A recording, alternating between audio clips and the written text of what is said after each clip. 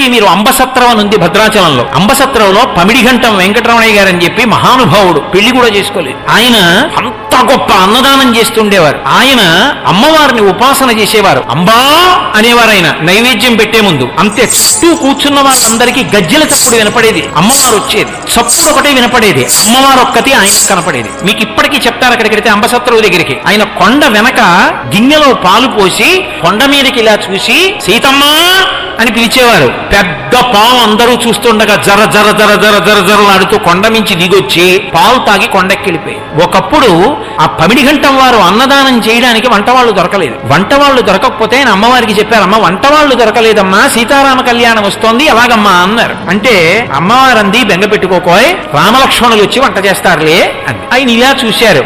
మంచి దృఢకాయులైన ఇద్దరు, అంతంత ఎత్తు ఆజాన బాహుమరవిందదలాయతాక్షం ఇద్దరు వచ్చారు. వచ్చి, అయ్యా మీరు వంట కావాలన్నారట, మమ్మల్ని ఎవరో పంపించారు, వంట చేస్తాం, కానీ మీరు లోపలికి చూడకూడదు. వంటశాల తలుపులు వేసి 2 పెద్ద గుండిగలు తెచ్చారు. ఒక మనిషి ఎత్తలేడుదండి, అంతంత గుండిగలు తెచ్చి వంట చేశారు. వంట అంతా అయిపోయింది, బయటికి వచ్చారు. మేము గోదావరిలో స్నానం చేసి వస్తామని వెళ్ళారు, ఇంకా రాలేదు. ఆ తర్వాత వెళ్లి గుండిగల మీద చూస్తే రామగుండిగా లక్ష్మణ గుండిగా అని ఉంది. ఇప్పటికీ మీరు రామలక్ష్మణులు వచ్చి వంట చేసిన గుండిగలు అంబసత్రంలో చూడొచ్చు, ఇప్పటికున్నాయి.